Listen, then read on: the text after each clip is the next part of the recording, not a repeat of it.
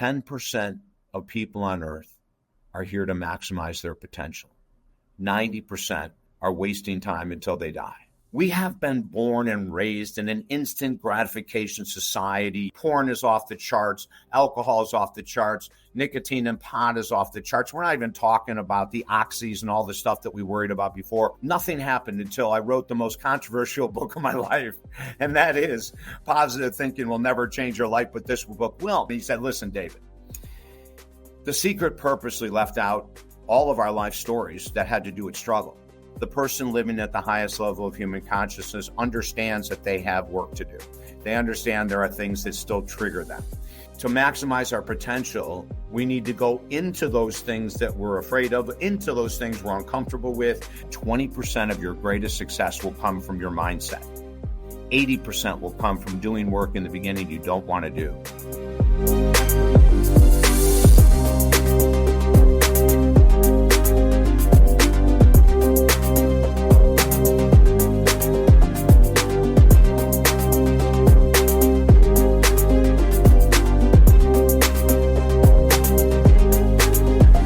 Welcome to the Evolving Potential Podcast, episode number 11.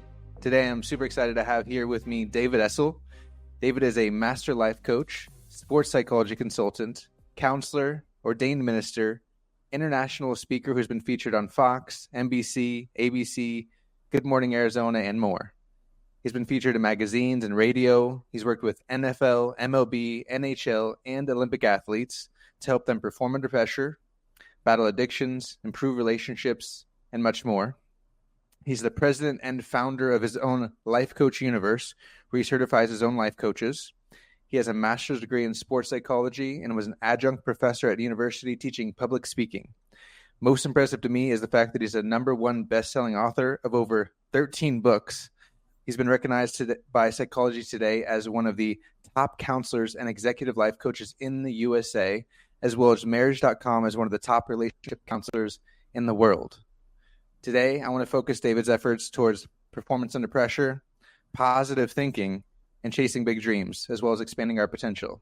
So I'm going to get you started, David, on, well, first of all, welcome. Welcome, David. Todd, that's great. And that introduction was quite long. I appreciate everything you said. I really do, my brother. And I'm excited to lift our audience and hopefully give some information to change lives. That's what we're all about. Oh, absolutely, man. And you know I could have said much more. So it was hard to even condense it down to say, get just the bullet points down. Yeah. So I want to kind of focus your efforts right now on, you have a very interesting take on positive thinking. You've written a book called Positive Thinking Will Never Change Your Life, but this book will. So I wanted to kind of direct you towards that, how you kind of came to discover your particular way of thinking about positive thinking and what you think about and what you've talked about in that book. Todd, I'm so glad you asked this question because it's a crucial one. As a matter of fact, something interesting happened the other day. On social media, I had posted a thank you to all the people that have supported me over the last however many years I've been on social media. And, we got a ton of people responding. But the one that stood out the most was from a guy named Wilbur Powell. And I don't mind using his name because we've been friends on Facebook. We've never met, but we've really supported each other for the last 10 years or so. And he put, and this is about positive thinking. He said, David, I found you on Sirius XM radio in 2015. And he said, I listened for about 15 minutes and I was hooked because the very first segment you talked about was the illusion of positive thinking, the secret, and the law of attraction. And he said, right away, you grabbed me because everyone else in 2015 and even today is still talking about this nonsense. And you have this outrageously logical approach. I have followed you from 2015 to today, and I will follow you as long as you're here. Nice. That was from Positive Thinking. The book that you mentioned will never change your life, but this book will. And how it happened, Todd, was that from 1980 until about 1994, 95, I was a huge fan of the law of attraction, and I talked about it all the time. Whatever you put out there must come back in kind.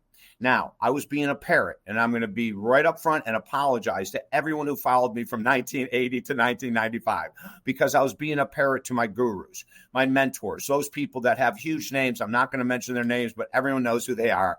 And, they had taken me underneath their wing. And like a lot of proteges, I bought what they were saying, even though it never worked for me, Todd.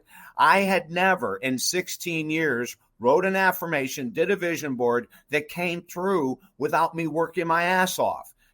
And so I'm sitting here going, I've been teaching this freaking lie that whatever you put out into the universe must respond in kind. Well, let me tell you something. If that was true, Todd, you would not have this show. I would not have written any books because people wouldn't need anything but themselves to say, I'm just going to see myself in Tahiti in my new house. And it's there. So we'd be out of business, brother. Everyone in the world of personal growth would be out of business if this crap was true, right? So, But it goes further. 1996, I'm interviewing one of the most amazing teachers in my life, one of the most amazing mentors, one of the most powerful individuals who's ever walked this earth.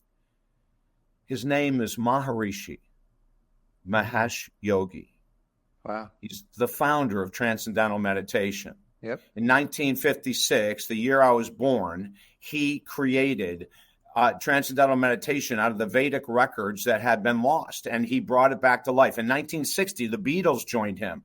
They found such immense changes in their addictions and their personal lives by doing Transcendental Meditation that they're the ones that blew it up and made him the most famous, popular guru at that time in the world with TM. And Paul McCartney still does it. And, they've done concerts, not in the last 10 years. They've done concerts to raise money to support TM. So the stuff is real. But I'm on the interview with him and, he's phenomenal, right? And he's, oh my God, he's mind-blowingly, well, he's gone now, but he's mind-blowingly brilliant. And he says to me in a break, David, you really love to talk about positive thinking. I said, oh my God, Maharishi, it's the most incredible thing in the world. And he said, give me your most regularly used affirmation. And I had it, Todd, from 1980 till 1996. I knew it.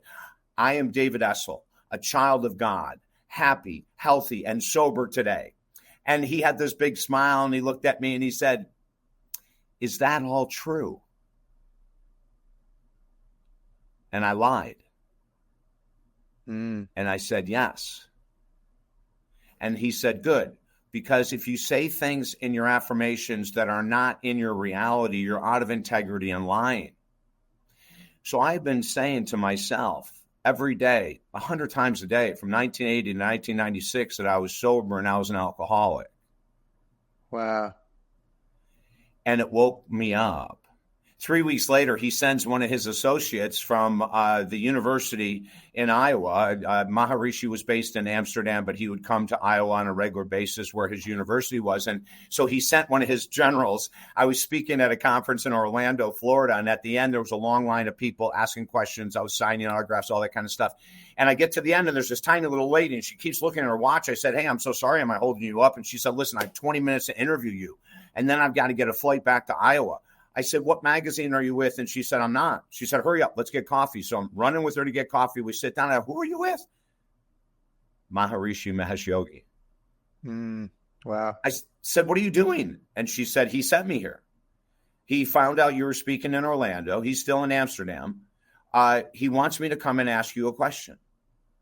And I looked at her. I said, are you serious? She goes, yeah. I said, what's the question? She goes, what do you remember most about his interview?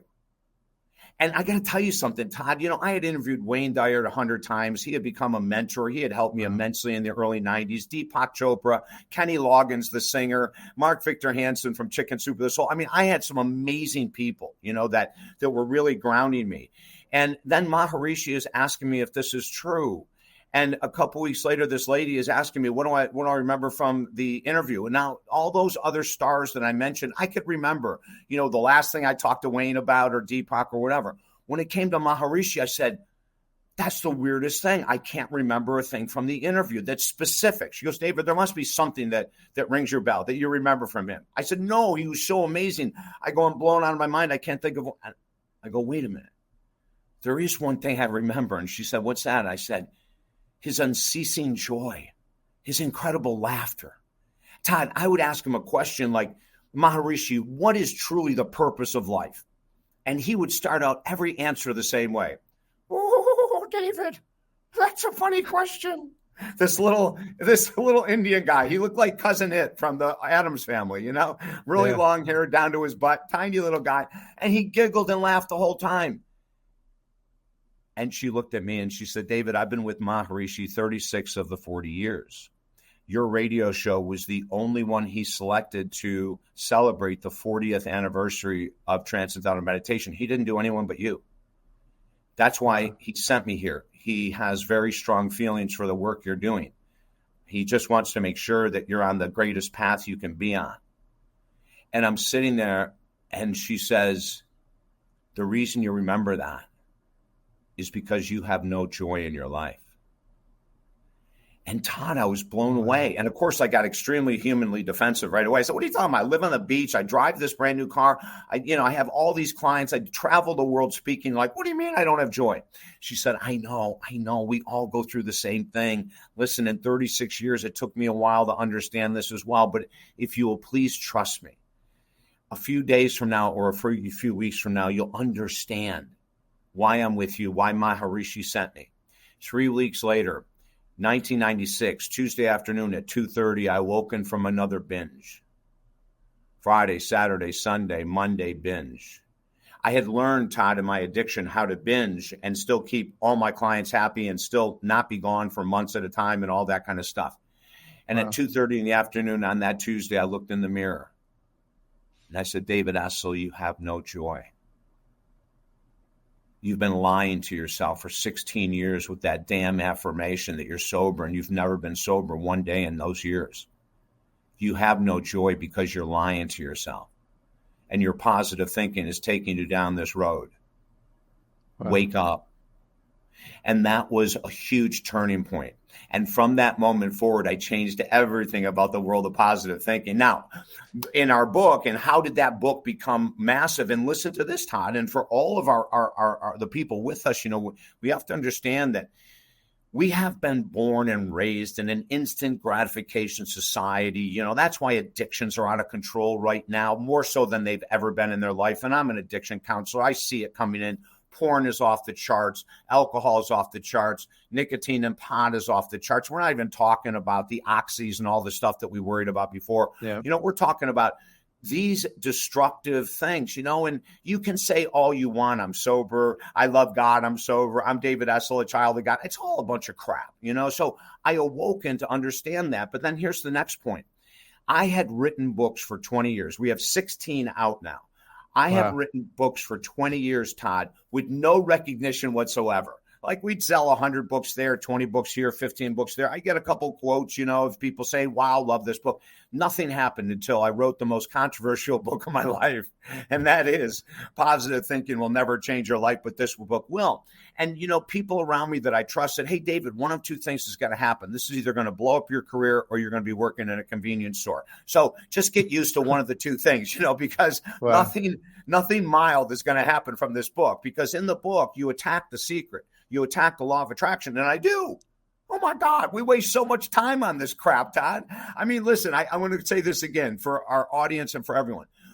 There would not be a motivational speaker alive working today. There would not be an author in personal growth working today if the law of attraction and the secret were true. I've been in radio and TV interviewing people for 35 years, 45 years as a counselor, 35 years in media. I have never interviewed a bodybuilder, a doctor, an entrepreneur that makes $10 million a year. Whoever said they got it by affirmations, vision boards, none of them said that, Todd. Not one of them. Do they use positive thinking? Yeah, but they work their tails off. They take risks. I was watching a favorite entrepreneur of mine the other day. I won't mention who it is. During an interview, and he's the coolest guy in the world. And the interviewer was saying, you earn millions and millions of dollars. Have you ever gone bankrupt? And he said, I don't know, 4 or 5 times. And the interviewer was going, what? And you're driving all these cars. He goes, yeah. And, have you ever struggled outside before you went, since your bankruptcies, do you still struggle at times with money? He goes, oh, yeah. Yeah. He said, but money isn't the point of my work. The point of my work is to change the world. And I've been very fortunate when money is flowing, but, I can't expect it to happen forever. Every business goes through ups and downs. This is reality, right? We're into this whole reality-based thing here. And so when we put the book out and people said that I'm either going to go, far or go nowhere, Jenny McCarthy ends up talking to my publicist, TJ, who you know. Mm-hmm. And she goes, David or TJ, I don't think this is the right book for me. I mean, David looks amazing. His website is phenomenal. His background is incredible. But, his book goes against what I've been telling my listeners on Sirius XM. But we have like 3 to 4 million listeners. I talk all the time about how you can think your way to success, how you can think your way to weight loss. And, it just kind of goes. So TJ didn't give up. Like, he's a honey badger, right? And finally, he convinced her to give me a shot. She goes, okay, I'll give him one shot, but I'm not going to guarantee anything after that. But she is, and I swear to God, Todd, I have been in this media business so long. She is one of the classiest women you'll ever meet in your life. She's Nice. funnier than hell. She is smarter than shit. This woman is so freaking intelligent, and she's one of the most powerful, advanced hosts, radio and TV, you'll ever run into. She's a stage person, right? She went from Playboy. She's a stand-up comic. She is so skilled in media. So she welcomes me into her New York studio, right? Gives me a big hug, a big warm smile. We're standing there talking, and she's just as sweet as can be. And then she goes, okay, we got to get the show going. And she said, David, I don't know where this is going to go, but we will find out. So she introduces me, Todd, and she goes, hey, listen, ladies and gentlemen. Got this guy coming up. It's going to be a very interesting interview because I'm not sure what direction it's going to go. You know how I've been telling you that you can create anything you want with your mind? Well, he's saying that's not true. He's also saying that positive thinking isn't the answer. Now, I'm going to give Mr. David Essel 3 minutes. I am timing him. And if he can sell me in 3 minutes, I will tell the world. And if not, we'll go back to the way we've been. David, are you ready? Oh, my God, I was ready, Todd. I said, heck yes. She said, go. At the end of 3 minutes, she stopped, she shook her head, leaned towards the microphone, and said, ladies and gentlemen, David Essel is the new leader of the positive thinking movement. He has completely changed my mind about everything that I've said about the secret, the law of attraction. He's based in reality. As he said, 20% of your greatest success will come from your mindset. 80% will come from doing work in the beginning you don't want to do. Listen to this man. Listen to his wisdom.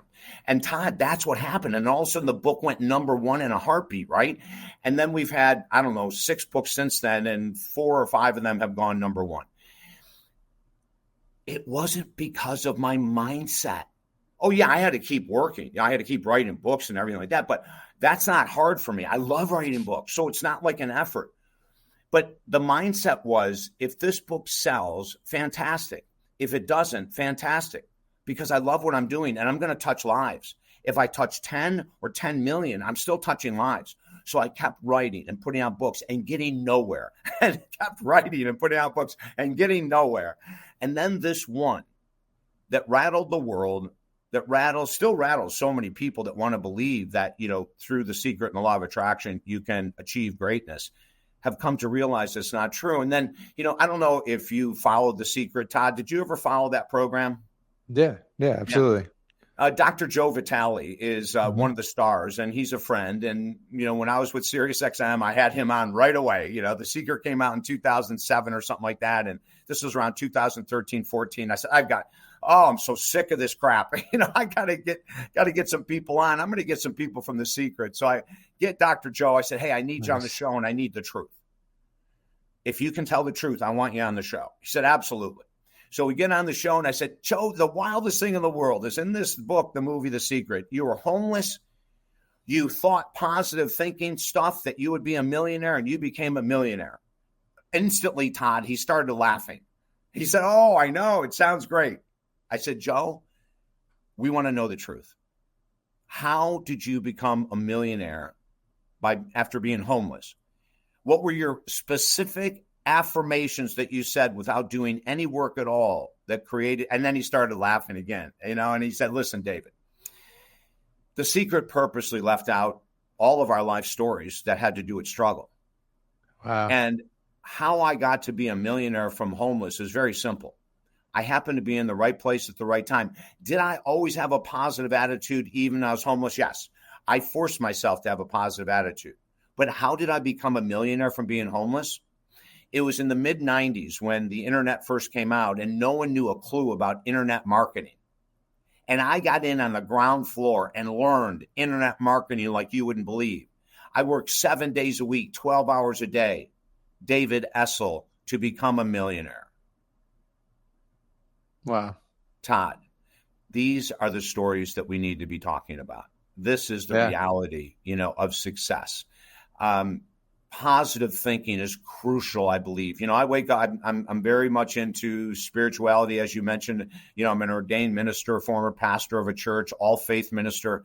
I study all the religions, and in Buddhism, we have this great philosophy that when you wake up in the morning, before you even open your eyes, you put a big smile on your face for 60 seconds. You just hold it there. You welcome in the new day. And here's something fascinating, Todd, that a lot of people may or may not be aware of. When you smile, the muscles are attached to a portion of the brain to release dopamine. Dopamine is the most powerful neurotransmitter, the feel good, the let me kick ass, let me do this type of a transmitter, right? So when you smile, it's automatically downloading like this dopamine to help you begin your day. I mean, so many of the Buddhist teachings are so incredible. But here's something really cool about this. They've done studies where they've told people don't smile, and they put chopsticks on the corner of their lips, and they forced a smile. And the same dopamine response happens. So you don't have to want to smile in the morning. You can sit, I'm just going to do this because this clown David told me to. Fine, fake the smile. I don't care because it's going to work. And if we think about that, even that right there is proving there must be action first before there's an end result, right? You have to smile before the dopamine is released. If you think dopamine release now, that ain't happening. That's it's like, funny. Isn't that great? Like, it's like $1 million in my bank now. It ain't happening, right? Okay, so come on. We need to get real. And, the book Positive Thinking Will Never Change Your Life, but this book was really the starting point. And it helped me immensely. I don't use the word pivot a lot, but, I will use it in this instance. I was so into my gurus. I was so into my teachers. I didn't pay attention to reality, Todd. It's just like when people get all hung up about being a Republican or all hung up about being a Democrat. We have blinders on. We can't see reality, because Republicans aren't always right. Democrats aren't always right. But if you're in that party, your party is always right. Complete illusion. Complete freaking illusion. Just like the illusion that all you have to do is have a positive mindset and talk about what you want and it's going to come to you. We are based in a culture of instant gratification. If I can buy into this nonsense and not have to work, oh, heck yes. I would rather have millions of dollars and not do a thing but sit and write affirmations. And if it worked, great.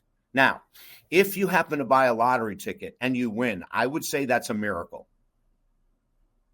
But you had to do something. Yeah. You had to take an action step.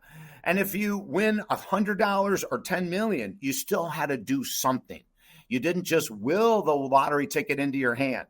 You had to go into a store. You had to put money on the table. So everything is based on action. And the more ritualistic we get on a daily basis, I'm going to veer a little bit here, but the more ritualistic we become with habits, with even our thoughts, with our actions, the more life will come to us. And then we start to talk about a topic I absolutely love, and that's raising human consciousness. Yep, me too. Like this is probably one of the greatest things, Todd, that we could focus on is raising our own human consciousness, and what does that mean? Fancy words, right? It means that those things in the past that would bother us, we leave in the past. That's called being really grounded and living at a high level of human consciousness. We don't keep talking about the partner that cheated on us 10, 20, 30, 40 years ago. It's in the past. We don't even live there. We don't talk about it. If we think about it, we remove our distraction of the past into the present moment, right? This is where life is. In human consciousness, we are fully present, which means, we have a new program called Look to Lift Others. If people want to check it out at the website, talkdavid.com, it's phenomenal. Oh my God, the stories coming in are amazing. People at high levels of human consciousness do what we're asking people to do in the program without thinking about it. People with high levels of human consciousness walk into a grocery store, and while they're there to get some things, they're also looking around, observing. Does someone need a hand because there's something too high on the shelf? We tell a story in our website about this Look to Lift Others movement, about this gentleman who's part of the movement. It doesn't cost anything. It's free. Actually, when people join, you get 6 free of my books free. So not only is it a free service, but we give you things so you can look to lift others. And so this gentleman joins, and his story is on the site. And, he walks into a grocery store after reading our description of what we're doing to change the world. And by the way, ladies and gentlemen, this is Todd's show, but I have just taken over and hijacked it for this one series today. I haven't let him say a that's thing. Fine with me. That's fine with me. So, makes it easy on me. Yeah, Todd, it does, doesn't it? So, my website name is Talk David because, as you can tell, this is all I freaking do, But so this guy joins the movement. He reads all about it. He reads stories from other people. He had never thought about going into a grocery store and looking to lift someone. He walks in the store, and he's not in the store very long. And he sees this old woman about 90 years of age in one of those little shopping carts which is motorized. And she's stuck. She's in between 2 boxes that the employees had put there. Somehow she got herself in there and got stuck. So he stood back and watched 10 people walk by her. No one looked. No one stopped. No one did anything. And after the 10 people walked by, he walked up behind her and he put his hand on the chair so he didn't startle her. And she looked up and he said, "Ma'am?" And she said, "Yes." He said, "I have a very important question for you." And she looked at him really seriously. "Yes." "Do you have a license to drive something so powerful in this store?" And she started laughing, and she said, "Oh my gosh, I thought I was in trouble." And he goes, "Would you mind if I gave you a hand and moved a box?" She said, "Oh, I've been praying for someone to come along." Well, he moves the box, she gets out, and every aisle they're passing each other, right? In every aisle, he's giving this 90-year-old woman high fives. And this is a high level of human consciousness. We take out the word inflation. We take out the words political insanity. We take out the words COVID. We take out all of the racial, disgusting discrimination that's been going on in our country forever. We take all that out and we focus on the present moment. Am I taking care of myself right now? Am I taking care of my body today? Am I taking care of my mind today? Am I taking care of my emotions today? Am I taking care of my physical body today? Am I letting addictions go today? So in other words, the person living in the present moment first evaluates their own existence before they go and start judging others, right? And they start looking at themselves very closely. And they say, "Wow, Jim, you're doing great when it comes to getting up in the morning and meditating, and you're doing really good getting to the gym. But man, you're still having those 4 to 5 drinks at night." And so Jim is talking to himself, and he's just being really honest with himself. And maybe we could cut that back. That's living in high levels of human consciousness. Listen, Todd, one of the greatest parts of our brain can be also one of the most sabotaging parts of our brain, and it's called the subconscious mind. The conscious mind is the mind that said, "David, don't forget you have 2:00, with Todd today." And I wrote it down and I had it in my notes, and I'm making sure I'm ready for Todd and everything. That's all consciousness, and the subconscious mind can either be an ally or a saboteur. So for the person that's with us right now that's saying, "Well, my 4 to 5 drinks don't affect anything. I'm fine. My family is fine. I get up in the morning. Some days I'm a little slow on weekends, but that's just part of life. Everyone drinks." That's a person very low on the scale of human consciousness because they're justifying, rationalizing a behavior that isn't healthy. If they have children, then it's extremely unhealthy. If they have a partner, it's probably extremely unhealthy as well. And just for themselves, it's extremely unhealthy. So people who are living in the highest levels of human consciousness are first observing their own behaviors, their own mindset, their own attitudes, their own triggers in life. We all have triggers. Some it's our partner, some it's traffic, some it's sleep, whatever it might be, but we do all have triggers. The person living at the highest level of human consciousness understands that they have work to do. They understand there are things that still trigger them. They understand that when someone talks about their former girlfriend or former wife and it has a little pit in their stomach when they hear that person's name, they understand they still have work to do. The person at the highest level of human consciousness at the end of a relationship will say, "I really need to write about how I screwed up here." People living at lower levels of communication say, my former partner screwed me over every way possible. I didn't do a thing to deserve this. That's low-level human consciousness. Now, I always tell the same story. If you dated someone for one day and they cheat on you, there's a good chance you didn't have a role in that. If you've dated someone for a couple weeks or a couple months or a couple years and they cheated on you, I know you're not going to want to hear this, but you had a role. Maybe you didn't want to pay attention to the signs. Maybe you didn't want to rock the boat and say, hey, I feel a little uncomfortable. The last couple of nights you've been coming home at 9 o'clock when you're normally here at 6, or whatever the story is, right? People with high levels of human consciousness are independent. If they ask a question and you don't like them for asking the question, they're okay with that, Todd. If in my case, there's parts of my life I'm extremely independent, and I know there's parts of my life I can be codependent. So I still know that it's a very, very difficult addiction to completely overcome. But in my I don't ever talk politics. I never talk politics at all. I never will, never have. I don't watch it. Yeah. I don't watch the news. There's none of that interests me at all. So, not too long ago, a couple of podcasts I've been on, people have tried to drag me into the political nonsense because the election is coming up and all the stuff that's going on. And, my answer is always the same. I say, oh, my gosh, thanks so much for trying to involve me in this conversation. But I have to be honest with you. I don't know enough about politics to give a really educated answer to either side, to the independent, to the Republican. I just don't know enough. So I learned a long time ago to stay in your wheelhouse. When you don't know about something, don't make a comment just to be involved in the conversation. Yeah, I agree 100%.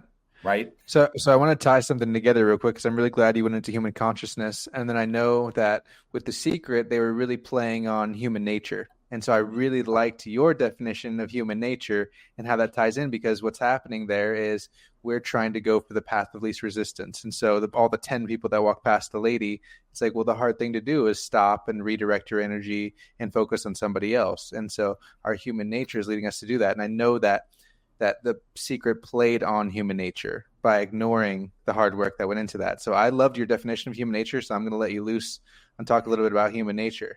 Yeah. In 1996, Todd, we came up with a definition. Human nature is our desire to get the most out of life with minimal effort. 1996. I will never let that definition go. It is the crux of our issues. The desire to get the most out of life with minimal effort. And yet, when you talk to a Navy SEAL, or you talk to a professional athlete, or you talk to a professional singer. As a matter of fact, Santana was in Florida not too long ago. And at one point he said, I'm going to let the drummer take off. And the drummer just went wild on this drum roll that was went on for 15 minutes. And it was a woman and she was incredible. And at the end of it, he goes, and that's my wife. Wow. And she practices 8 hours every day in between gigs. Wow. That's a great story. I'm a drummer, actually. Are you a drummer? Yeah. Oh, that's awesome. Right here. That's a drum right there. Oh, my God. I love that, brother. Now, do you play out? Do you play for yourself? Do you play? No, I used to be in bands, and then I've moved from Washington to Arizona, and I've kind of stopped playing. I have an electronic drum set to me right here to my right. I can almost touch it. Oh, that is so awesome. Okay. Well, you know what it takes to be a great drummer, right? Yeah. I mean, it doesn't happen by vision boards and affirmations, does it? Yep, not at all. Not at all. It might get you energized to practice, but if you don't do the practice, you're not gonna get anywhere. There you go. And so when we have that definition of human nature, trying to get the most out of life with minimal effort, then we know that from a consciousness point of view, the real answer must be the opposite. And that is to maximize our potential. We need to go into those things that we're afraid of, into those things we're uncomfortable with. Jay Shetty, who I've never met, but I would love to meet him. I'm in a program right now to become a secular monk, which is a very fancy term for a monk that does not live in a monastery. We can marry, we can have relationships, we can do it. But our main purpose is to lift this world. That's our main purpose. And I'm in 2 different programs to bring me every ounce of information I can get to do this. Jay Shetty wrote a phenomenal book that I would love to promote called Think Like a Monk. Jay Shetty went into an ashram. He became a monk for 3 years. And at the end of 3 years, he said, I can't do this. This is not for me. But the book is phenomenal. And the thing I respect about him the most is on the first several weeks of being in the ashram, he was completely questioning himself, which everyone does, because I went into a monastery for a number of days and I couldn't do it, Todd. I mean, you're up at 3:30. The first service is 4 a.m. The next service is 6. The next service is 9. The next service is 11. The next service, oh my gosh, I was racing from one service to another and then going to pray and meditate and then joining the monks that were there full time for lunch, breakfast, lunch, and dinner. It's like the military, it is so strict and so rigid. But what he got out of it was mind control. What he got out of it was the ability to control his thoughts, which is one of the highest levels of human consciousness that we can shoot for. In my therapeutic practice, we call it emotional regulation. That when you get to a place you're triggered, you're able to pull yourself back, reserve your energy, and then answer. Whether that answer is in 2 minutes or 24 hours, that is complete emotional regulation, where you are operating at such a level where your natural instinct, that knee-jerk reaction, which is the subconscious reaction, that someone said something you didn't like, to immediately respond back or whatever it might be, changes. And all of a sudden, like with my clients, and I do it in my life, for God's sake, I'll get a text that's a little aggressive, maybe from a friend, maybe from a former partner, whatever it might be.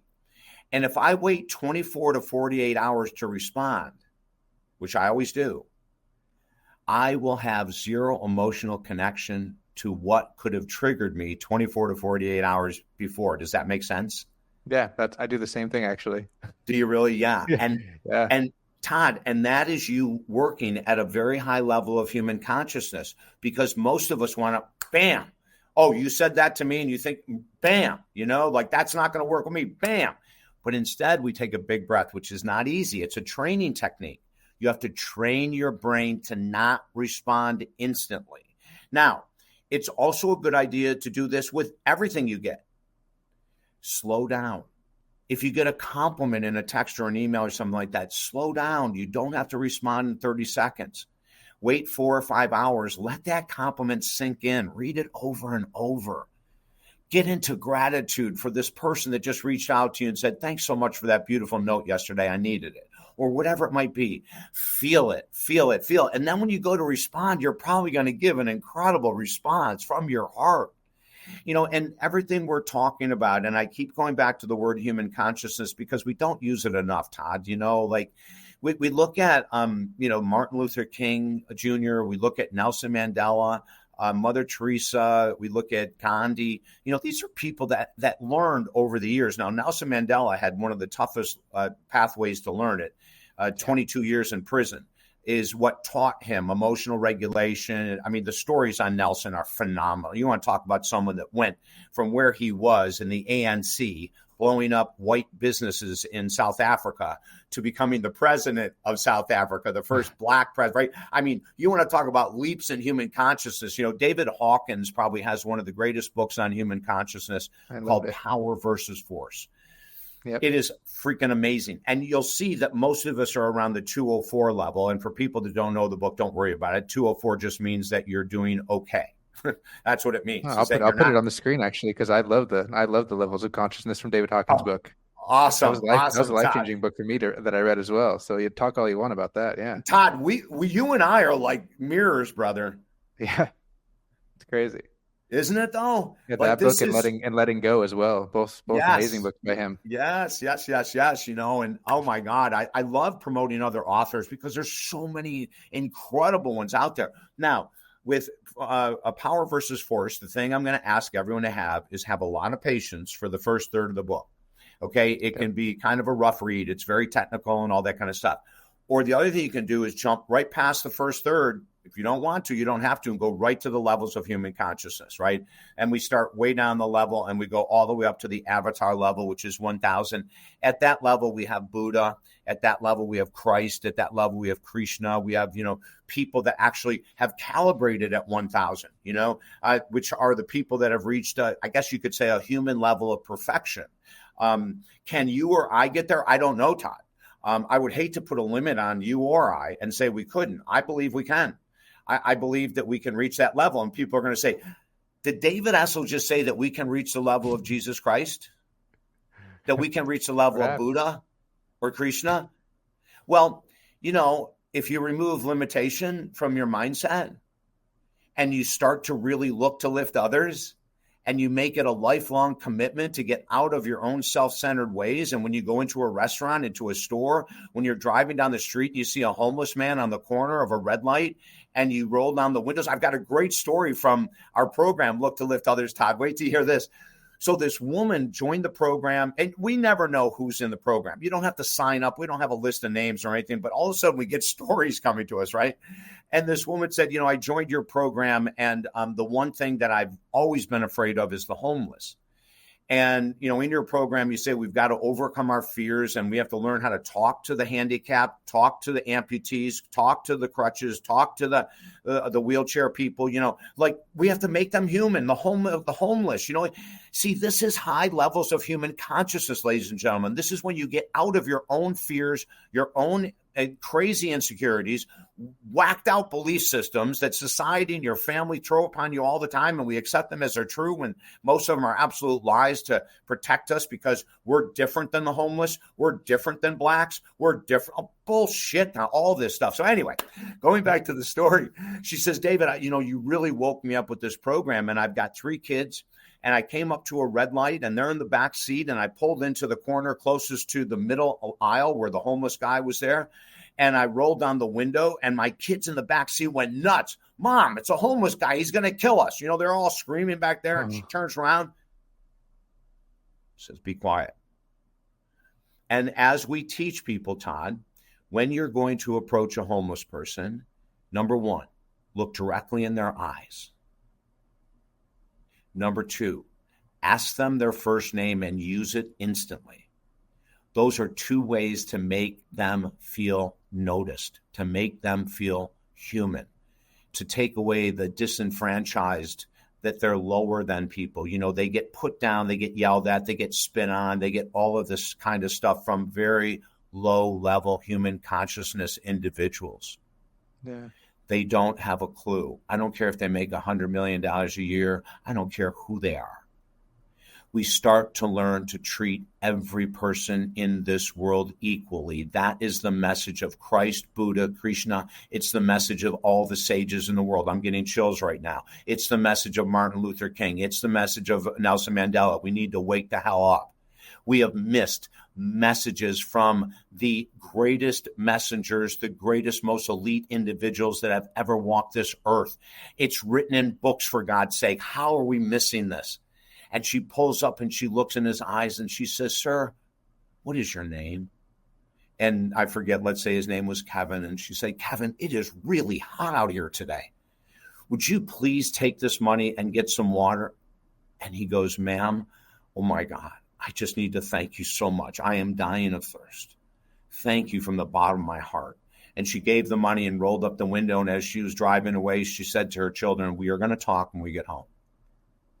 And she had this most incredible conversation of how we've learned and we've been trained and manipulated into believing that Republicans are good or bad, Democrats are good or bad, homeless are bad, that we stay away from people who are amputees because it's kind of funky, kind of scary, type of a thing. And what I'm asking people to do is one by one, shatter your fears, shatter the distance between you and another human. There is no distance between you and another human. You may have 2 legs. They may have none. There's no separation. They may be obese and black and you're white and in shape. There's no differentiation. I could go on and on, Todd. This is such an incredibly important part of my existence. And I want to share this because, I have been gifted in many ways. And one of the ways I was gifted, and I didn't recognize it until I was in my 20s, which a lot of people do, was with my mother and father.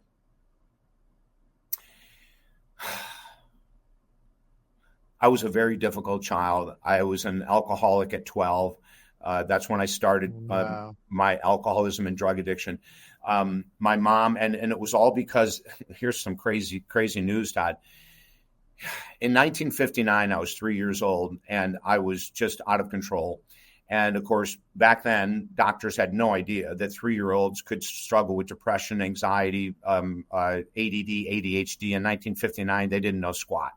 So back then, my doctor, I remember it like it was yesterday. He was a chain smoker in the office in 1959. Gosh. And I remember walking into this office full of clouds almost every week because my parents would take me in and go, we don't know what to do with him. Everything we try that worked with his younger brother and older sister, nothing works with David. Nothing works at all. And they started saying it was my allergies and all this other kind of stuff, but it wasn't. Years later, we find out that I had great deep depression as a child, generalized anxiety disorder as a child, ADD and ADHD. It was all diagnosed in 1990. I was born in 56, and it wasn't until 1990 that I was correctly diagnosed, but my mom and dad, they did some incredible things. And, I was a complete jerk. And I admit that wholeheartedly. I don't put anything on them. They didn't know how to handle a sensitive child. They didn't know that I was suffering with all these issues, for God's sake. How would they have handled me when they didn't know what I was struggling with? So in my late 20s, I remember calling them and asking them to get on speakerphone because there was no such thing as cell phones. And I said, I have to say something to you guys. I am so sorry. 90% of what you taught me was accurate. And I didn't know how to accept it. And I still don't know. There's just things that seem to be wrong inside me, but I'm not going to use that as an excuse. I don't know what's going on, but you guys were amazing. And it started a complete love relationship with my mother.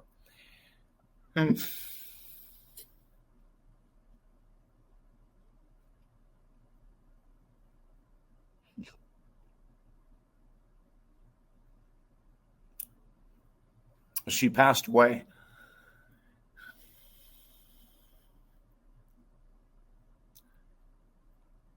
just 3 years ago. After a horrendous 4-year battle with dementia. I'm sorry. One of the worst things you could ever see, Todd. I've been in this business long enough. I've dealt with all kinds of illnesses, Lou Gehrig's disease, ALS, dementia. But when it's your mom, totally different ballgame than if it's a client's mother or father. And I'm used to helping all my clients through these times, but I didn't know what to do. But I say that out of pure love for my mom.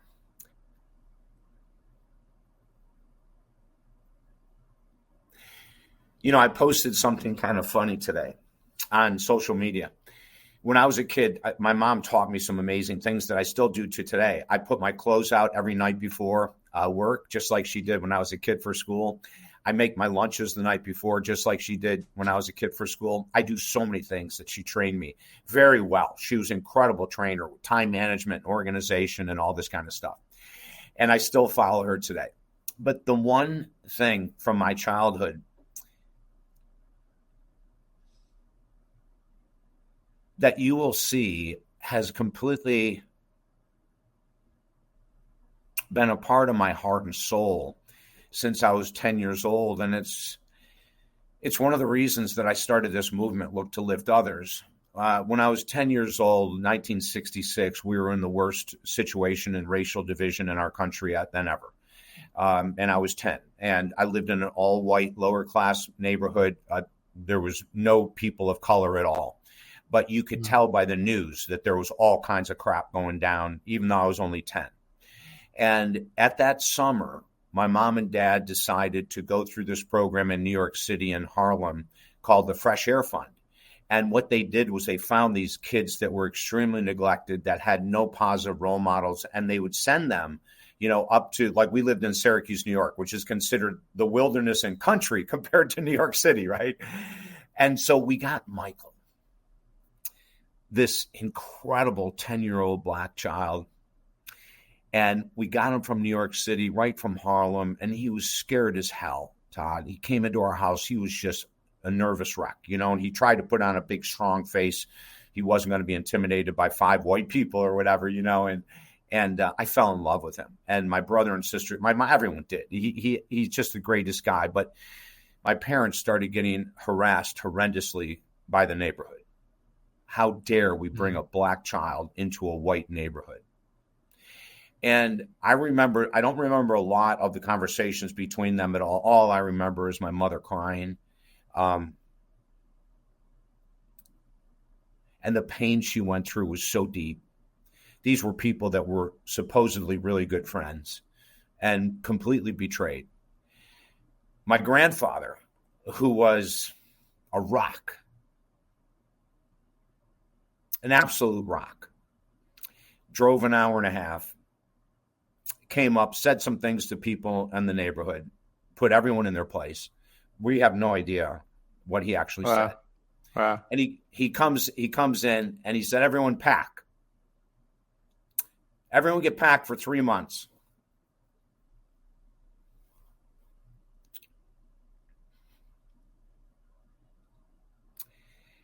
We are not going to take this gift away from this deserving child. We're going to the lake. Lake people don't judge. And it's true. And we went to this little lake not far from Syracuse, New York, for the summer. And Michael had the time of his life, Todd. He had never fished. He had never seen a lake. He had never seen sand. And that really woke me up, even at 10. And my whole life has been dedicated to helping people of every race, every situation imaginable to heal. You know, working with the homeless is a gift to me. Working with people that are struggling deeply is a gift. I take it all as a gift, that they would trust me, that they would be open to me. And, you know, when I work with the homeless, of course, there's no payment, right? I'm just there for them. And stories of the homeless, I could tell for hours. But it all began at 10, you know, and I always have to say this, Todd, because I know what a sensitive topic this is, extremely sensitive for a lot of people. I was gifted with two parents who loved me more than I ever could believe, but I didn't know it. I couldn't see it because they were using discipline and things that, you know, just didn't work for me. And I had struggles that were real. If you did not have that type of parental love, I didn't recognize it till my 20s, remember. If you look back and you were abused or you were neglected, maybe you grew up in a household of alcoholics or addicts and whatever it might be, I am so sorry. I really am. Because the struggle is hard enough when you have good parents. And when you don't, it's even harder. But I'm going to ask you to do something for your mental, physical, emotional, and spiritual health. I'm going to ask you to work with a professional and forgive them for what they did not know they did to you. That is a way of you giving yourself the love that you never got. Through forgiveness, you will turn that into self-love. You will realize that holding on to anger and resentments, while it may feel justifiable for the way they neglected or abused you, only hurts you because they have already died or moved on. They're not probably sitting thinking about, oh, shoot, I wish I didn't do this to Jim or Sally when they were younger. They probably have no recollection that anything they did was incorrect. So now it's up to you to love yourself so deeply. And one of the greatest ways to do that is to forgive your mom and dad or mom or dad that were not there for you. This, again, is an example of extremely high levels of human consciousness. And what you'll notice as we go up the ranks of human consciousness is the higher you want to go, the harder it is. The more work you have to put into it.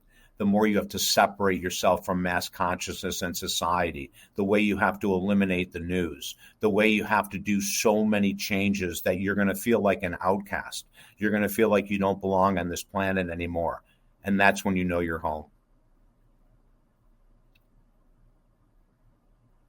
That's when you know. That hits home for me because, I did have one of those kind of upbringings with the foster care and everything myself. And so I watched Tony Robbins talk about how if you're going to blame your parents for things that you went through, the things they put you through, make sure to thank them as well. And thanking them is very powerful. Thank them for how resilient you've become. Right. Thank them for all the things that have made you. And those things are amazing as well. And so you have to go out of the way to tip the scales towards understanding how many things that they've given you, even through the process of negligence or whatever, and that they did their absolute best that they possibly could have, even if it wasn't enough. Yeah. And, when we say that, and you're 100% correct in everything you said, Todd, when we say that, they did their best, it's not to let them off the hook. Forgiveness is letting them off the hook. But when we say they did their best, that is usually a reflection of how they were raised. They were raised in the same way they raised you. And the subconscious mind is very powerful. As a matter of fact, I'll tell you how it affected me in 1980.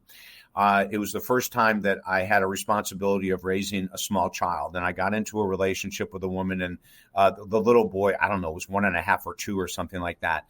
And as we stayed together for a number of years, when he got to be like 3 or 4, I had told her that I will not do what my parents did at the dinner table. I promise you, if he doesn't eat his peas, I won't make him sit there and make him miss dessert because some kids in Africa would die for those peas. Those type of statements you hear all the time, right? Yep. What a great guilt way to have people get overweight, by the way, is at the same time. Yep. So anyway, we looked at that, and as a couple years went by and he's sitting at the table now, all of a sudden, the knee-jerk subconscious reaction came out. And after about 4 days, she pulled me aside and said, honey, this can't continue. And I said, what can't continue? She goes, you can't talk to him at the table like that. I said, talk like what? And she gave me an example, and I go, oh, my freaking God. I'm repeating the same things, right? That my parents did, that their parents did to them, that their parents did to them. And so we call it breaking the cycle, right? Like, this is one of the most important things. Breaking the cycle of how you were raised means you start to live life differently, not blaming mom and dad, just like you said, Todd, not doing that, but just saying, oh, I learned that in childhood that was incorrect, so let me correct it as an adult. I was raised to believe that, having a voice was wrong, because a lot of us are raised that, kids are only accepted if they're silent, like, be quiet, you can stay with us. Open your mouth, you're going to your room, whatever. So a lot of us have those hangups from childhood where we don't feel we have a voice, an identity. We become very codependent. We want people to like us. We're so afraid of rocking the boat. Now, let's go back to higher levels of human consciousness. Without purposely trying to irritate anyone, if people don't agree with you or tell you that you're wrong, it's okay. You don't even have to respond. See, in that higher level of consciousness, someone could say, the path that you're on to spirituality is never going to take you as deep as you want. Okay, thanks. That's it. We don't have to say, well, yes, it will because A, B, C, D, E, or what do you mean by that? We don't have to get into a discussion. At the highest levels of human consciousness, we're so comfortable with our pathway. It's not that we're not open to other ideas. But hey, if someone says your spiritual program isn't working and you see changes in your life and you see yourself becoming more patient, less angry in traffic and all those other kind of things, it's working. Okay, so this is one of the things when we say to people, when you want to get on a pathway to see how high you can get in consciousness, take notes, have a journal. Every day you do something that you hadn't done before. Every time you let someone in traffic when normally you don't. Every time when someone cuts you off, you don't give them the finger or honk your horn. Write it down. See, all of these things are example of someone who has emotional regulation. They have emotional control. That's the secret to higher levels of human consciousness. The more that you can control your emotional response to the world, especially when things aren't going your way, the higher the level of consciousness you become. These people, Todd, that we talk about, Martin Luther King Jr., Nelson Mandela, Gandhi, all these people all had to work really hard. Can you imagine being Dr. Martin Luther King and not wanting to rip some people's heads off? I'm sure he did. I know he did, right? But his emotional regulation was off the charts. And we're not talking about perfect people. We're talking about people that have learned emotional regulation in the public eye in order to move mountains. Gandhi did not become free from the British monarchy via war, via fighting, via arguing. As a matter of fact, he would sit in court in his sari with his legs crossed. And when the judges and everyone was screaming at him, he would be silent. And then when they were telling him that they were going to bring in more of their army to quell any of the unrest that Gandhi had created across India, he went on a fast until he was going to die. And just before he would die, the British would give in.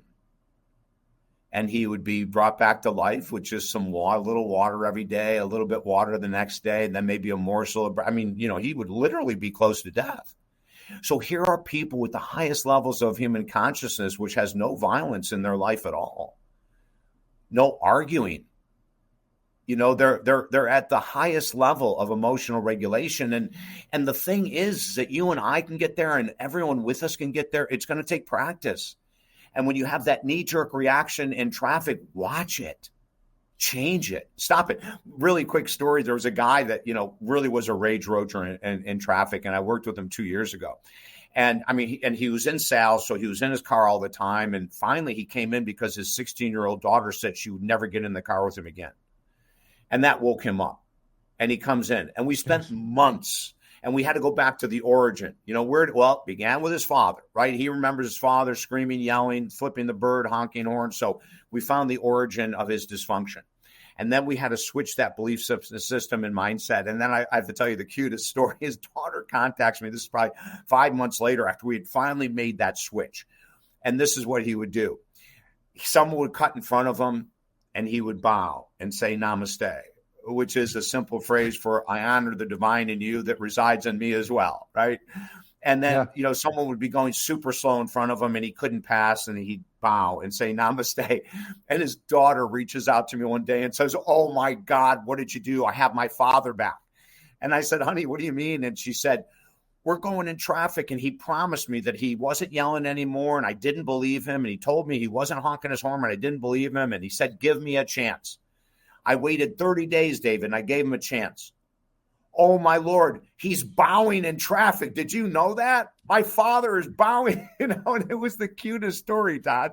So he went from a low level of human consciousness. Now, it took him about 4 to 6 months to slowly raise his game until he got to a point where that it didn't affect him anymore. And it's possible for all of us. I love that. And I want to use that as a bridge as well, because the idea of namaste, I honor divine within you, that I know resides within me as well, is something that you talked about, shattering the distance or the space between ourselves and others, and being interconnected, and that being a higher level of consciousness. And so I know that you talk a lot about stories, and you've told amazing stories already in this podcast, and that's perfect, because these stories are incredibly inspiring, and they allow us to see that someone, even in the peak performance world, is no different than us. Someone, right. There's no gap there really, and so that we can become just as great as they are. And so I think a lot of us will create, whether unconsciously or consciously, a gap between, these people are better than me, these people are different than me, these people are elite, and I don't have that within myself, and so I'm just going to honor them and see that they're better. And I think that I believe, and I know that you believe, that same spark resides within us as well. And so I think it's really cool that you're doing that work to help people draw that out of themselves. And so I am curious how you kind of help someone who is, struggling to see that within themselves, to evolve into that, to understand that there is no, this person who is the Tom Brady or someone at the top of their game is not different than you in reality. They've developed themselves, they've worked on themselves, they put in the work, but in reality, they're not inherently different. There is that same spark within all of us. Yeah.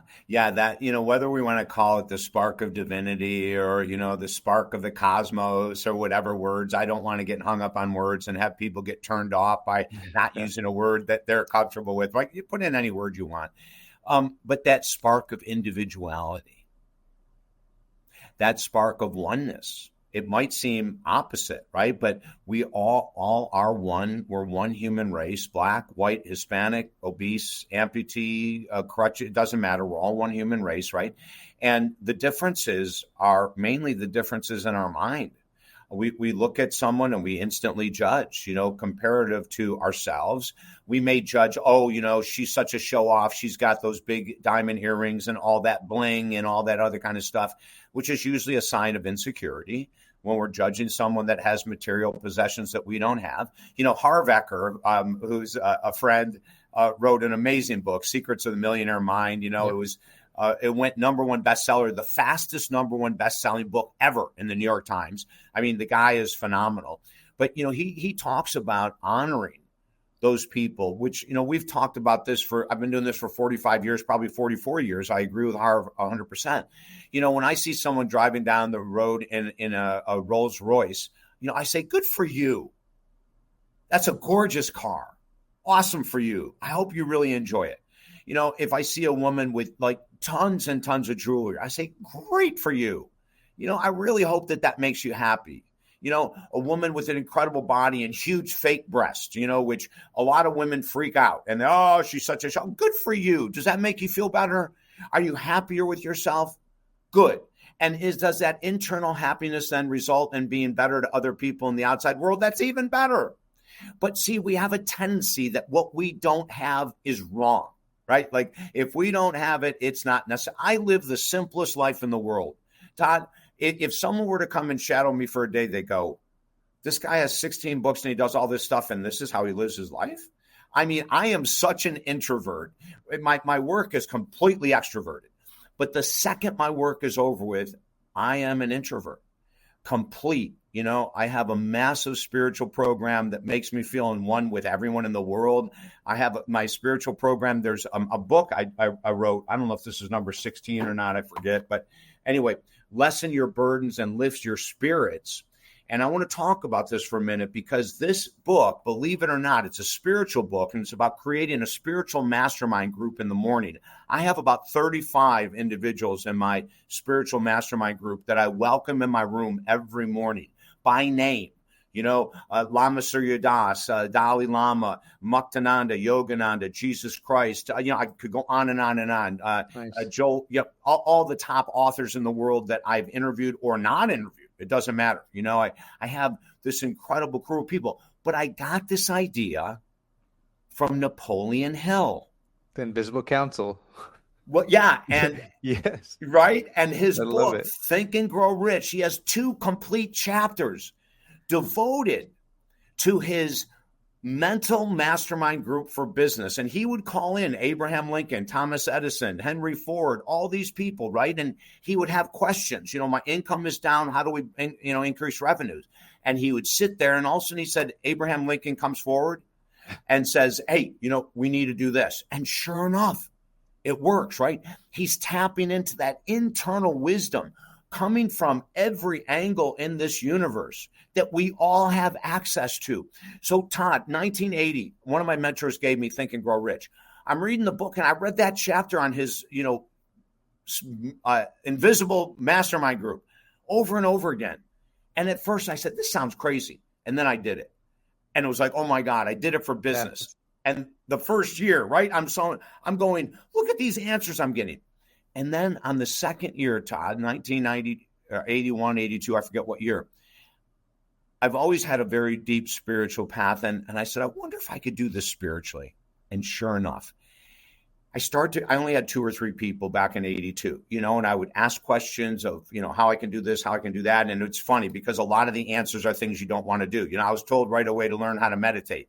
I don't want to learn how to meditate in 1982. I can't sit still. I didn't know I had ADHD and ADD back then, right? All I knew is I can't sit still. So when I want to relax, I go for a run. But I kept getting this message, learn how to meditate. And that's how I met Maharishi Mahesh Yogi. Is through my spiritual mental mastermind group telling me every day the most important thing is to meditate. I finally said, screw it. I'm going to do TM. And I went and did the certification and the whole 9 yards. And that's what led me to Maharishi. But it came from that spiritual mental mastermind group.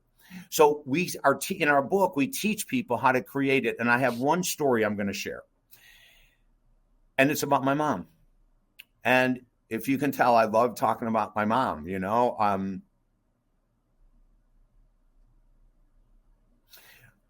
When she died, I had talked to Archangel Michael, and I had said to him, when my mom passes, she's in Syracuse, New York, I'm in Florida, would you please give me a sign?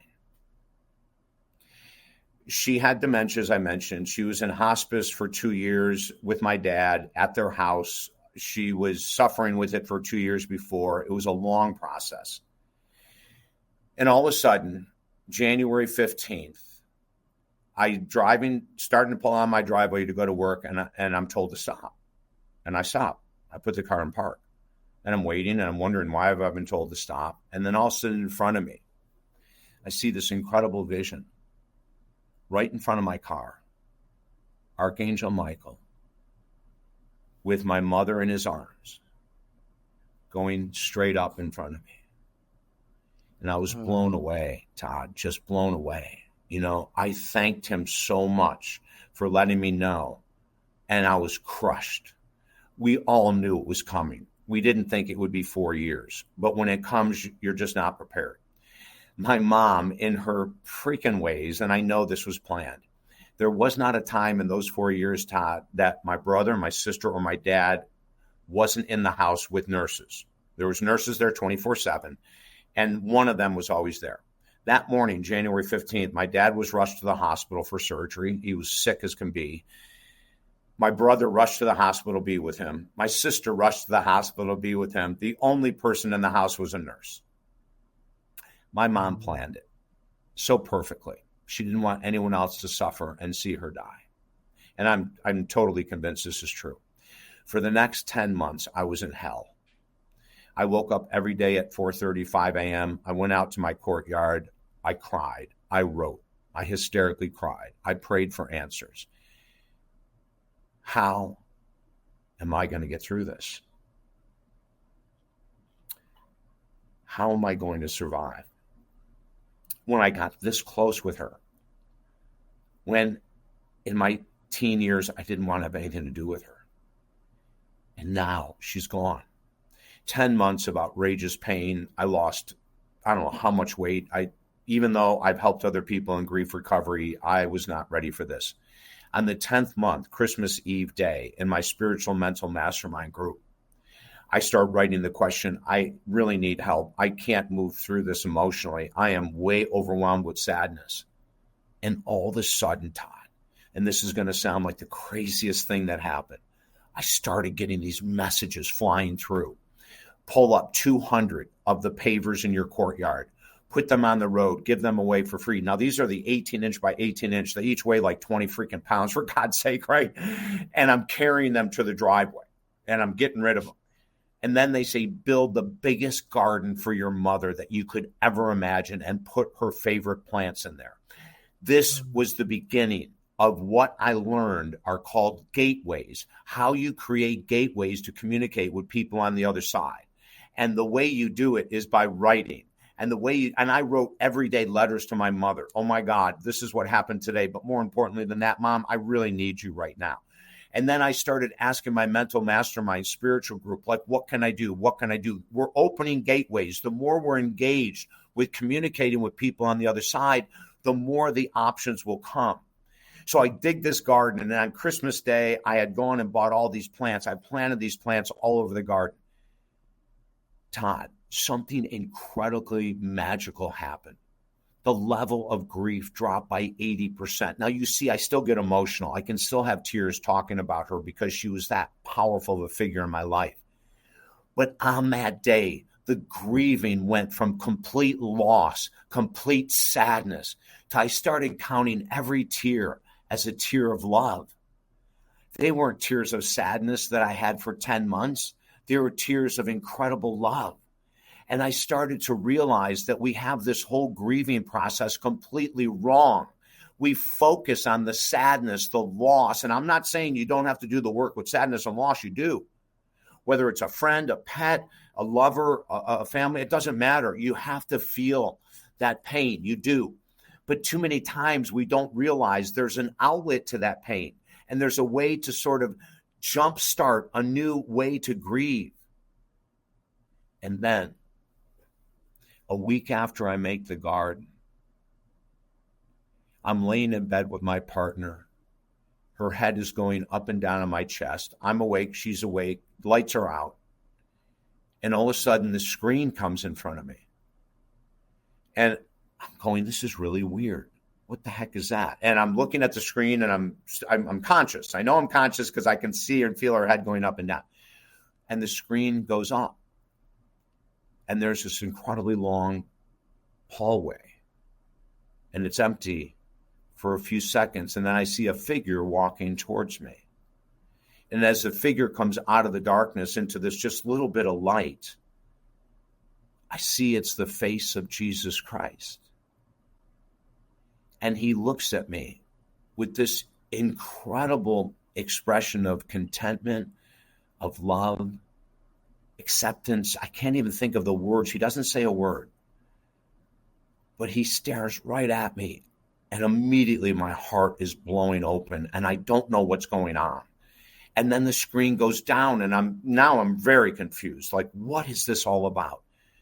And a few seconds later, it goes up again. And I'm feeling my partner. And her head is going up and down. I know she's still awake. And tears are flying out of my eyes. The hallway is dark. And then a figure comes walking into the light. And it's my mother. Wow. And she looks at me and says, and this is what she used to say when I was a child, "Oh, David, everything is fine. Honey, I'm doing great. I know you're really hurting, but please, you don't have to anymore. I came to let you know that the time of suffering is over. I love you so very much. I am always with you and always will be with you, my honey." And then the screen goes down. And Todd, I leaped out of bed screaming, "Oh my God, what just happened? What was that?" Christ and my mother and my partner sitting there, and she goes, "It was real." I said, "I know it was real. Like, at first I thought I'm dreaming, but you're wide awake." She said, "David, I heard the whole conversation."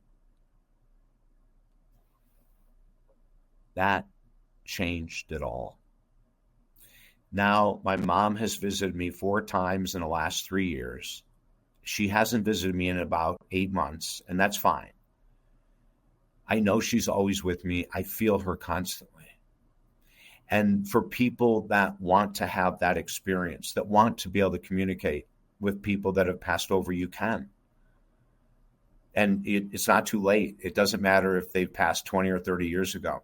Now, there's many religions that disagree with me, Todd. And there's many people that say that, this is a horrendous thing to do and you shouldn't disturb the dead and all that other kind of stuff, And if that's your belief system, stay there. I'm not going to try to tell you you're wrong. I'm just going to tell you that what's happened to me and all my clients over the last 3 years in the world of grieving has been so different than the 42 years before that. We are bringing relief to so many people, Todd, with this new approach of opening gateways and having faith and communicating with them on a daily basis and accepting the sadness and loss. But I want to go back to this. The very first tear you have when you lose a pet, a loved one, a friend, the very first tear when you miss that person or that animal or whatever so badly is the first tear of love. And every tear after that is love, or you couldn't have that depth of emotion. It's love that's driving your tears. It's not sadness. You love them so much. You miss them so much. It's love, Todd. And we are going to change the world of grieving by having these type of conversations with brilliant podcasters like you that give us the opportunity to awaken people to new ways to live, to softer ways to live, to more compassionate ways to live. And it's available for everyone.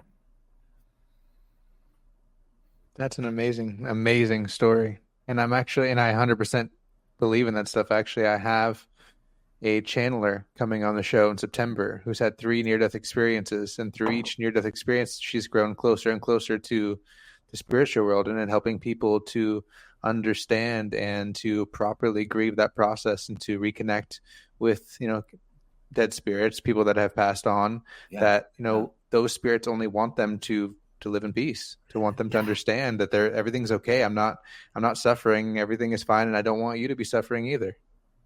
Todd, words are perfect. The words you're using are perfect. This is what we need to do. This is the message that we need to get out there. It goes against society's, mass consciousness. Mass consciousness is very powerful. Most of us live on mass consciousness. We don't live on our own independent thoughts. We're following the crowd. We're ducks, baby. Unfortunately, most of us are ducks. You get behind a movement, and whether the movement is correct or incorrect, in your mind, it's correct.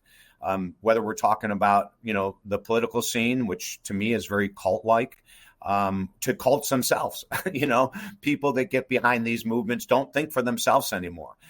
They just follow the crowd, and they follow, look at all the conspiracy theorists on YouTube making millions and millions and millions of dollars a year, as they lead people down these ridiculous rabbit holes. And probably one of the worst ones is Alex Jones.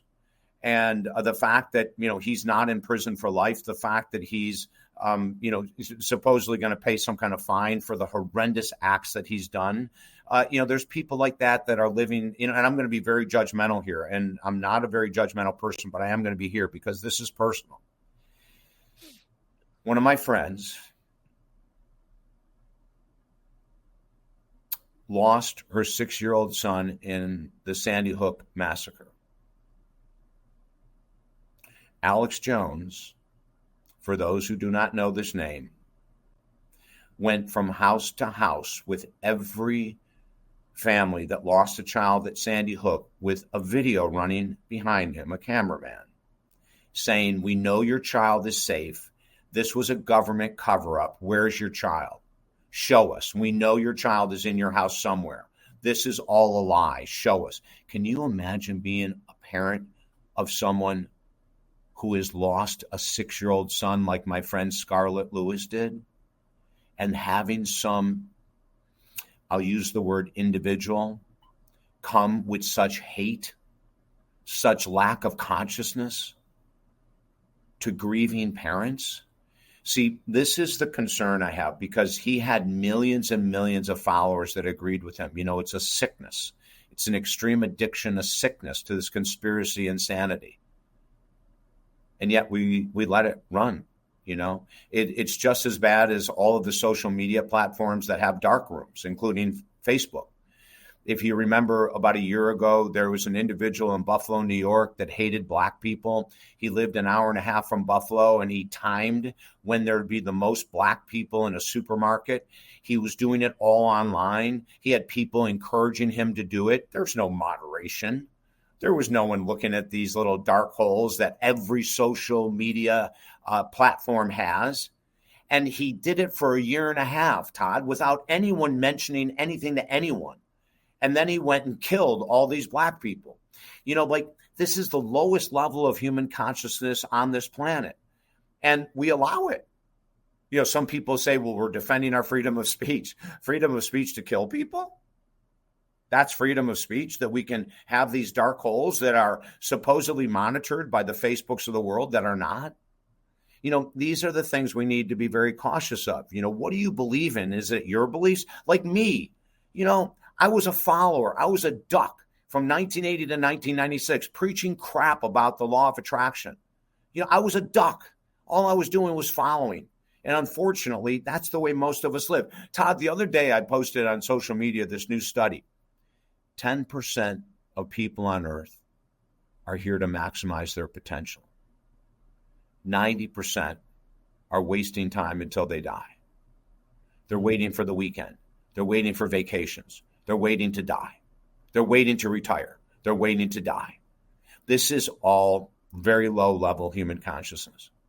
Those people that are maximizing their potential, even when things aren't going well, even when the money isn't there, even when they're struggling with health, but they're still maximizing their potential. That's where we need to be. And it all comes down to consciousness, human consciousness, emotional regulation, all the stuff that you have brilliantly let me go on and on and on about today.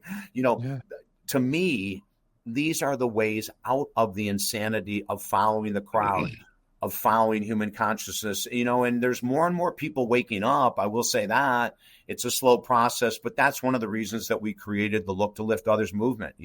I'm sick and tired of me doing this on the sideline for 68 years and other people joining me, but not enough. There's not enough of us looking to lift others. So now with this movement and your graciousness to allow me to talk about the different stories, we are going to grow this into a massive movement. Could we reach the heights of the civil rights movement? I don't know, but I'm not going to limit myself. Yeah. Yeah. So we have 5 minutes left now, and this has been perfect. And so now that you just tied us in perfectly to the 10% of people that really want to maximize their potential. And so what do you have to say to those 10% of people that want to maximize their potential, that maybe are struggling to believe in themselves, maybe are taking on too many goals, they've made their whole New Year's resolution list and they're overwhelming themselves, and they're wanting to quit, they're wanting to give up, they're wanting to go into that 90%, and they're questioning themselves. So what do you have to say to those people that want to be on that higher level of consciousness or want to maximize their potential? I'll say the same thing that entrepreneur said, when he's making millions of dollars, but he's gone bankrupt 5 times. It's like Michael Jordan getting cut from the high school basketball team. Like shit happens in life. Crappy things happen in life. What did Michael Jordan do? He took the next year with his mother and father and trained harder than ever because he said, I'll never be cut from a basketball team again. Now, does that mean that he wasn't hurt and sad and disappointed, maybe angry and jealous? I'm sure all those things went through his head when he was cut from the team. But as part of that 10%, he came back. There's this great Buddhist saying, fall down 7 times, stand up 8. Yeah. And for everyone who wants to maximize their potential that's hitting roadblocks, remember that quote. Fall down 7 times, that's fine. That's part of life. Stand up 8.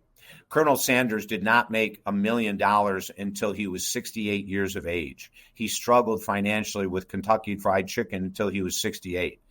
He believed in himself and he maximized his potential. At 88, Colonel Sanders became a billionaire. We have so many stories of people that are maximizing their potential that went through hell. Walt Disney was institutionalized. Walt Disney went bankrupt. Walt Disney was told he was crazy. And he had mental breakdowns, and he maximized his potential. We look at athletes in this world. I think of Klay Thompson with the Golden State Warriors. Multiple major injuries that took him out for 2.5 years, rehabbing for 2.5 years. I mean, and if for people that don't know what sports rehab is for professional athletes, it is not a fun experience. There's a lot of pain. They get pushed past their limits in every area, heat, cold, training, everything you can imagine. They are pushed, and he came back improbably. He came back from all of these injuries. He's still a star. He's going to be playing with the Dallas Mavericks now, no more the Golden State Warriors. But, he's someone that didn't give up, maximized his potential. And there are so many amazing stories. If you're that type of person that wants to be in the 10%, go ahead and Google major stars that wanted to quit, major actors and actresses that wanted to quit, whatever, just go ahead. You're going to find stories. Listen, Mother Teresa, when she died, in around the year 2000, if I remember correctly, they unearthed a pile of her journaling. And so much of her journaling was pain. God, I cannot handle this anymore. You've given me way more than I can do. I need to go back to Albania to the girls' school and do something less stressful. I can't handle the pressure. I mean, journal after journal after journal. But would we say that Mother Teresa maximized her potential in life, Todd? Absolutely. But she didn't do it without struggle. As a closing note, I had a failed suicide attempt in 1990 that woke me up. I've gone bankrupt. I had a 30-year addiction. I am not perfect by any means. But the only thing I have going in my corner is a refusal to stop. I refuse to stop this work. It's the only reason I've been put on earth, is to do exactly what we're talking about now. And after that grateful experience in 1990, it really made me realize how much I love this work, how much I need to do this work in order to maximize my potential and hopefully be in that 10% for my entire rest of my life. But I share those things with you because too many times people look at individuals that have written 16 books and have done all this kind of stuff I've done is that, we have a silver spoon. Well, I do have silver spoons. One is overcoming a 30-year addiction. Number 2 is overcoming a failed suicide attempt. Number 3 is overcoming divorce. Number 4 is overcoming bankruptcy. Yeah, a lot of silver spoons because each of them taught me so much about life. And each of them taught me that I need to be more compassionate to others suffering in life, Todd. Because when I look back and I look at my brother and sister who were there for me through all of these damn things I've had to battle through, I have immense gratitude. And now I'm here with all this experience. It's a funny thing. Sometimes people come in and I don't tell people during sessions what I've gone through. I just shared all this stuff. No one in a session will ever hear any of this. But people do research on me. And I've written in my books and in articles and everything, the different things that I've struggled with. And, they'll come to me and say, how is it that you're doing this work after going through all the hell you've gone through? And I'll say, I'm doing the work because of all the hell I've gone through. It's inspired me because I don't want other people to have to do this and go through this suffering if you don't have to. If I can alleviate that, and the very last thing I'm going to say, Todd, and I'll probably say this for the next 2.5 hours, we'll probably be done about midnight. But, I talk about, my mom and dad, and I am so grateful to be able to look back at all the love they gave me that I didn't know how to accept. And now when someone's trying to give me love, I accept it, even if it's in a form that I'm not familiar with or comfortable with. I know they're doing the best they can, right? So all of these things that some people would call failures or challenges or whatever it might be, they make me who I am. They make Todd who Todd is. Then it's up to us to make these challenges into gold, to make them into something meaningful, to take the learning lesson out of the challenge and actually apply it to our life and hopefully not repeat it, but be there for others as a role model who want to get sober, who want to lose weight, who want to be in the 10%. Look to lift these people, and we will start to change the dynamics of not just this country, but this freaking world, which is needed more now than at any other point I've seen in my existence. I 100% agree. And thank you, man. This has been a powerful interview. And I want to let you cap this off with just telling people where they can find you, and then I'll let you jump off here. Oh, thank you, Todd. Yeah, it's really easy. TalkDavid.com. That's all you have to remember is TalkDavid.com. When you get there, you'll see the Look to Lift Others link. Click on that. You can go and read all the shared stories and how the program started and what it's about. On the homepage of Look to Lift Others, you'll find 5 books for free. On the Look to Lift Others page, you'll find 6 books for free.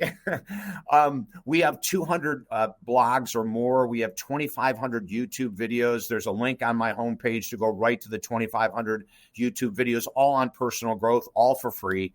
And then we also, Todd, have discounts because of inflation. If someone wants to work with me, we've been working with people all over the world for 45 years. We know a lot of people are hurting with the state of the economy. So we have some up to 50% discounts on working right now. So go get the free stuff first. This is what Dr. Wayne Dyer told me to do in 1990 when I first met him. He said, David, I asked him a simple question after my first interview with him. I said, Dr. Wayne, what's the best thing I could do to help grow my career? And he said, give your best stuff away free. And I remember back then going, are you crazy? No one's going to need me. He goes, David, you'll be surprised. They're going to love you more. Give everything away, and you'll have more business than you ever know. And I've been doing it from 1990, Todd, and it's true. So go to TalkDavid.com, get all 6 books. Watch all 2,500 videos, do whatever it is that's going to make you happy. And if I can help you, I'm always here.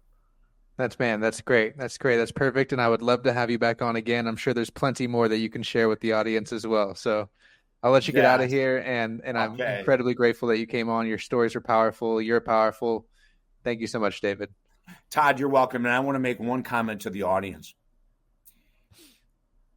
The greatest trait a radio or podcasting host can have is when the guest is going into an emotional state and the host, in this case Todd, stays silent. It's a sign of a true professional. There are many people that when a guest gets emotional, the host will start talking. Oh, it's okay. You're going to be fine. You can share your story. Tears are okay. None of that is necessary. What Todd did is the proof of a true professional. And remember that, to follow his wisdom when you're talking to maybe a friend who's really upset. The best thing you can do is sit and listen and allow them to express and vent. That's being an exceptional podcast host, as Todd is, and that's being an exceptional human being. So Todd, I want to thank you for allowing me to be me without any interruption, allowing a man to cry is a beautiful thing for the world to see. Thank you. You're welcome, David, and thank you for sharing that. It's been an honor. Beautiful. We'll see you again soon. You'll be on soon for sure. I'm ready for you.